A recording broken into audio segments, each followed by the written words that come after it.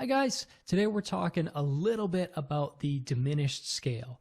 Specifically, we're going to talk about a couple of the chords that come from the diminished scale and how you can use those chords to spice up some of those other chords that you might already know and might already be using in your rhythm guitar playing. There's going to be other videos later on where we get into deeper into the theory of the diminished scale, using it for lead playing, improvising with it, all kinds of stuff. It's a huge rabbit hole of a scale. And I love it. I'm still studying it and learning stuff from it all the time. So stay tuned for those future videos. I hope you guys enjoy the lesson today, and thanks for watching. All right, so the diminished scale is really kind of a rabbit hole, which I love. I love musical rabbit holes that you can go down and look at all the cool different theoretical concepts and all the chords and melodic ideas you can get from all these different scales. The diminished scale is full of this stuff. So we're just going to start off today by quickly talking about what the diminished scale is, and then I'm just going to show you some chords that come out of the scale that you can put into your playing right away. So let's start off with what is the diminished scale. For our purposes right now, we're going to be discussing the diminished scale as it pertains to playing over dominant chords. All right, meaning that we're using the diminished scale that starts on the half step. Okay, so a diminished scale alternates between half steps and whole steps, and you can either have a diminished scale that starts with a whole step and then goes to half step, whole half, whole half, whole half, or you can have one that starts on a half step and then goes to whole step, half, whole, half, whole, half, whole. So for our purposes, we're going to be talking about the one starting on the half whole. So that would look like this. If we were just going to do it on one string, let's start on a C here. Okay, we'll keep everything in C just to keep it nice and simple.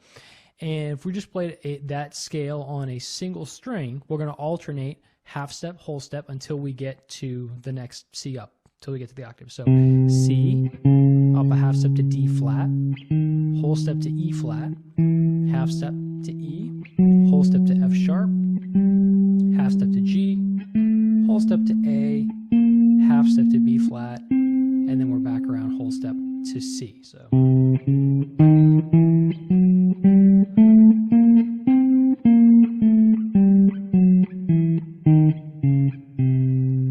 kind of an unusual sounding scale. If you just play it up and back down, it has a weird, kind of mysterious type quality to it.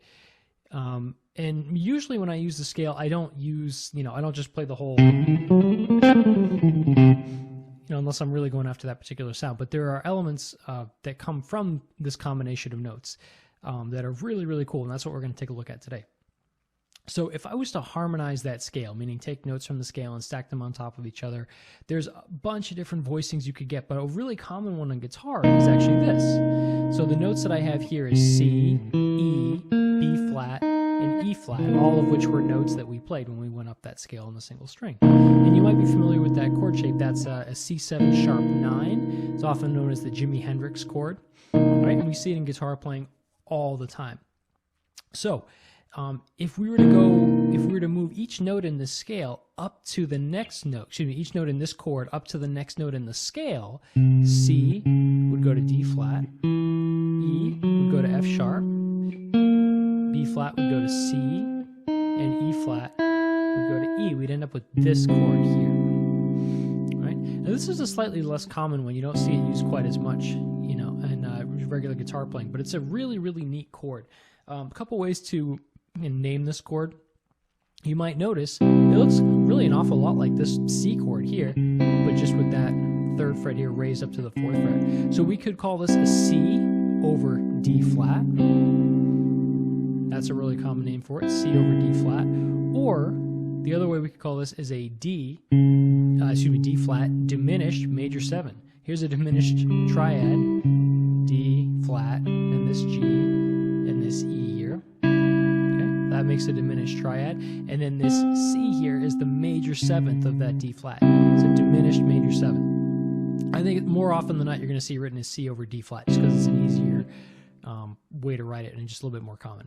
So we have this C7 sharp 9, which goes to C over D flat.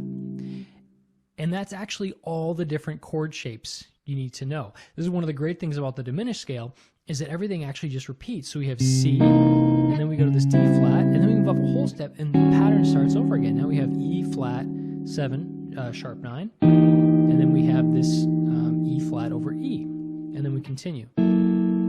F sharp, 7 sharp 9, to a G flat over G, or an F sharp over G, A7 sharp 9, A over B flat, and we're back around again. So it's just those same two chord shapes, and they alternate.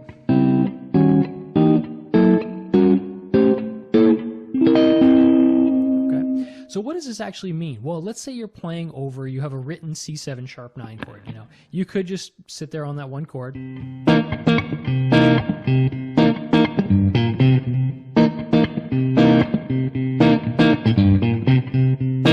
that's fine. You could sit there all day long and do that. It's a great sounding chord. It's a cool groove.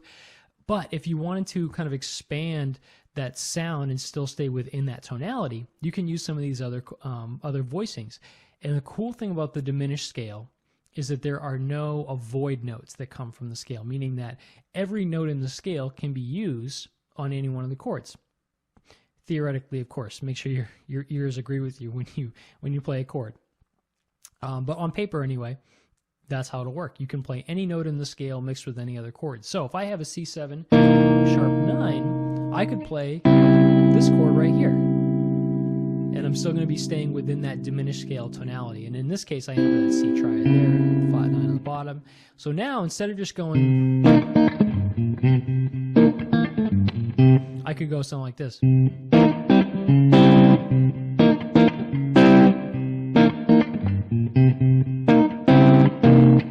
right, I got a little bit of motion, and all those notes are still within our scale. You could continue up the neck too. If I go,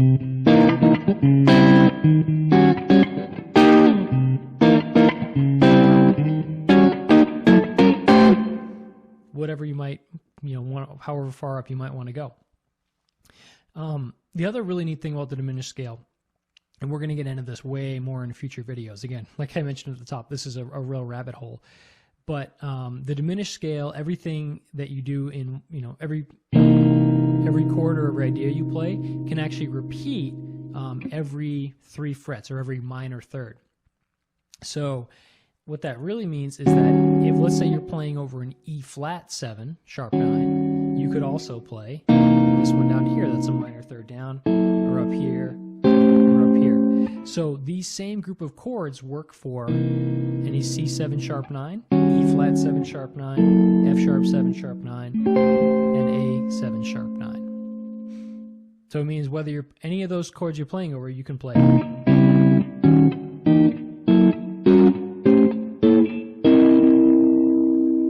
Yeah, I know. It's crazy. Rabbit hole, like I said. So I'm just going to quickly go through that one more time because I know there's a lot of information there. The main point that I want you to take away from this particular video is that there's really just these two chord shapes, this one and this one, and they alternate as you go up the scale. So you'll notice on the bottom, C, D flat, E flat, E. We'll just go that much, for example.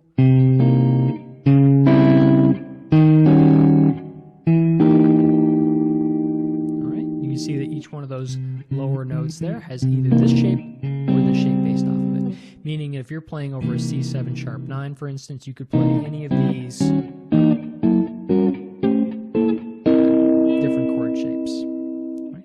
And that's just one voicing, or one starting voicing here. So there's other ones that you could do and take it through the scale. But as far as guitaristic, really, guitar-friendly chord shapes to play, these ones are great. And you can get tons of mileage out of these shapes.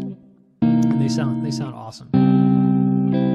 And if this one doesn't sound awesome to you right now, give it some time, because I thought the same thing when I first played it, and after a while, it really started to to grow on me. So next time, you have to play an A7 sharp 9 chord, for example. When I first learned these chords, oh, A7 sharp 9. Okay, well, there's an A, there's my sharp 9, so I got to.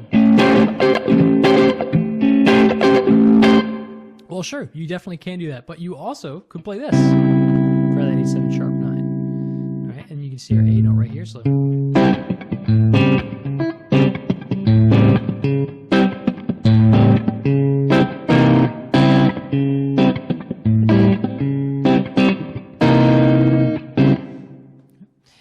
etc. And that works for all these different positions here. So we just went over one of the diminished scales here, and you can see that there's 4 different dominant 7th chords that works over. So there are 2 other diminished scales. You know, if I just started one here, starting on D flat, that would give me another 4. And if I did one more starting on D, that would give me the other 4. So that would be all 12 of the dominant 7th chords. So that's it. Hopefully this gives you guys just a quick overview of some of the really awesome things about the diminished scale. I'm really hoping that your brain hurts a little bit, because I know mine did the first time I stumbled into this stuff. There was going to be lots more videos on this to come, so don't worry. So one more time, those chord voicings.